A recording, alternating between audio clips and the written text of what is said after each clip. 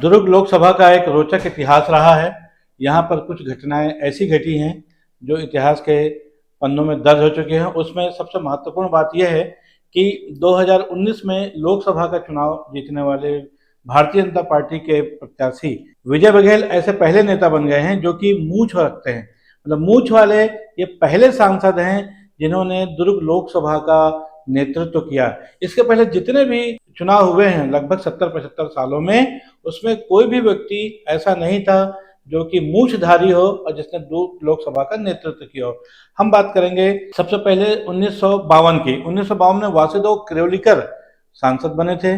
उसके बाद लगातार दो चुनाव 1957 और 1962, तो इसमें कि मोहनलाल बाकलीवाल दुर्ग से कांग्रेस की टिकट पर लोकसभा का चुनाव जीते थे। उसके बाद 1967 में विश्वनाथ तामस्कर को कांग्रेस ने टिकट दिया और वो भी जीते। 1952 से लेकर के 1972 तक लगातार कांग्रेस यहाँ पर 5 बार चुनाव जीती थी। और जो 5वें सांसद थे यहाँ से, वो थे प्रख्यात पत्रकार और छत्तीसगढ़ राज्य निर्माण में अहम भूमिका निभाने वाले स्वर्गीय चंद्रूलाल चंद्राकर। चंद्रूलाल चंद्राकर के बारे में आपको बता दें कि ये 1972 से लेकर के 1991 तक, जबकि उन्होंने आखिरी चुनाव लड़ा, हालांकि वो सांसद रहे 1995 तक, बट वो लगभग मतलब 25 साल, 24-25 साल वो लगातार यहाँ सांसद रहे। सिर्फ एक चुनाव हारे थे वो। हालांकि बहुत पुरानी घटनाएं हैं, लेकिन जो पुराने लोग हैं उनके अनुसार जो जानकारी मिल रही है कि किसी भी सांसद की मूछ नहीं थी। और 1972 से अगर हम बात करें तो चंद्रूलाल चंद्राकर के बारे में जानते हैं आप। 25 साल 24 साल वो सांसद रहे हैं और हिंदुस्तान टाइम्स के पत्रकार थे। कई देशों की यात्रा बतौर पत्रकार कर चुके थे, वो मुझे नहीं रखते थे। उसके बाद 1977 में जब पहली बार कांग्रेस हारी थी पूरे देश में, तब यहाँ पर जनता पार्टी के टिकट पर मोहनलाल जैन उर्फ मोहन भैया ने चंद्रूलाल चंद्राकर को परास्त किया था, वो भी मुझे नहीं रखते थे। और उसके बाद 1980 और 85 के दो चुनाव लगातार चंद्रूलाल चंद्राकर जीतते हैं। 1989 का जब चुनाव आता है तब जनता पार्टी मिलकर ये चुनाव लड़ा था और उस समय जो दुर्ग लोकसभा की सीट थी वो जनता दल के हिस्से में आई थी।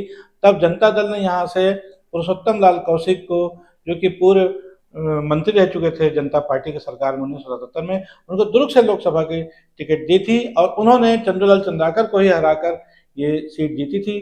पुरुषोत्तम लाल कौशिक भी मुझे नहीं रखते थे।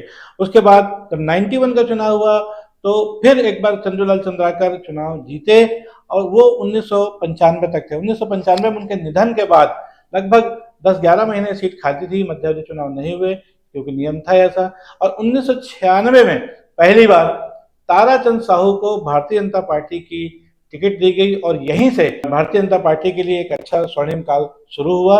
और आपको बता दें कि ताराचंद साहू भारतीय जनता पार्टी की टिकट पे लगातार 4 चुनाव दुर्ग लोकसभा से जीते हैं। 1996 में वो पहला चुनाव जीते। उसके बाद 1998 में मध्यावधि चुनाव हुआ, उसमें भारतीय जनता पार्टी ने उनको दोबारा प्रत्याशी बनाया, उसमें वो जीते। और उसके बाद 1999 में जब एनडीए की सरकार ने पूरा 5 साल का कार्यकाल पूरा किया था, उसमें भी जीते।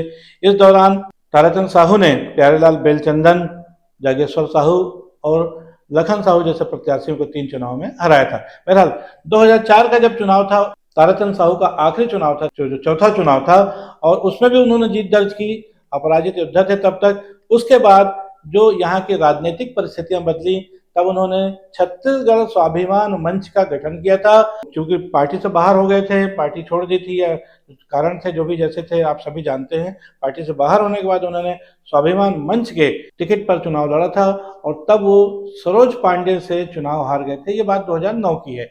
और तब एक ट्रेंगुलर कॉन्टेस्ट दुर्ग में देखने को मिला था और उसमें प्रदीप चौबे, ताराचंद साहू के मुकाबले ट्रेंगुलर कॉन्टेस्ट सरोज पांडे थी, जो कि उस समय वैशाली नगर के विधायक थे। बहरहाल ताराचंद साहू के बाद सरोज पांडे यहाँ से चुनाव जीती 2009 में, 2014 तक रही। उनकी भी जाहिर सी बात है, महिलाएं तो मूंछों का सवाल ही नहीं उठता।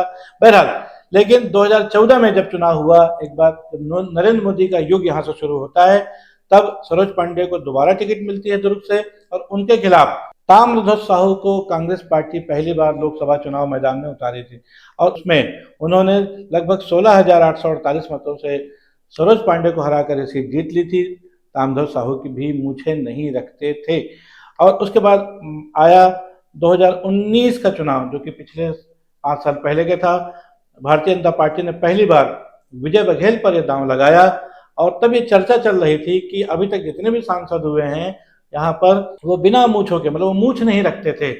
और ये बड़ी चर्चा थी उस समय, क्योंकि उनके खिलाफ प्रतिमा चंद्राकर थी जो महिला थी, तो मूछों को तो सवाल ही नहीं उठता। लेकिन यहाँ 2019 में एक बड़ा मिथक टूटा और विजय बघेल के रूप में भारतीय जनता पार्टी ने एक ऐसी जीत दर्ज की जो कि सांसद विजय बघेल मुझे रखते हैं। तो ये पहले सांसद हुए कुल मिलाकर के जिन्होंने दुर्ग लोकसभा में जीत दर्ज की और मूछों वाले सांसद कहलाए। अब इस बार 2024 में जबकि लोकसभा चुनाव का दौर चल रहा है और कांग्रेस और ने भी जो प्रत्याशी दिया है वो राजेंद्र साहू, वो भी मूछें रखते हैं। तो ये देखा जाए कि ये इस बार तय है कि 2024 में जो भी जीतेगा ये दोबारा बनेगा जो कि मूछों वाला सांसद होगा। और ये भी एक दिलचस्प क्या है, देखना है कि इन दोनों में से कौन जीतता है। लेकिन ये तय है कि 2019 में एक जो मिथक टूटने के बाद मूछों वाले सांसद की जीत हुई थी पहली बार दुर्ग लोकसभा के इतिहास में, वो इस बार भी कायम रहेगी, ये तो तय है। लेकिन एक रोचक इतिहास दुर्ग लोकसभा का छोटा सा और है, वो ये है कि वर्ष 2000 में छत्तीसगढ़ राज्य गठन के बाद जितने भी सांसद हुए हैं वो अभी तक रिपीट नहीं हुए हैं। मतलब पहला चुनाव जब 2004 में हुआ था तब ताराचंद साहू थे भारतीय जनता पार्टी के सांसद, उन्होंने चुनाव जीता था। उसके बाद जब 2009 में हुआ तब ताराचंद साहू कांग्रेस भाजपा छोड़ के स्वाभिमान मंच उन्होंने बना लिया था, तब सरोज पांडे जीती थी, वो 14 तक रही। उसके बाद 2014 में ताम्रध्वज साहू जीते थे कांग्रेस के, और 2019 में विजय बघेल।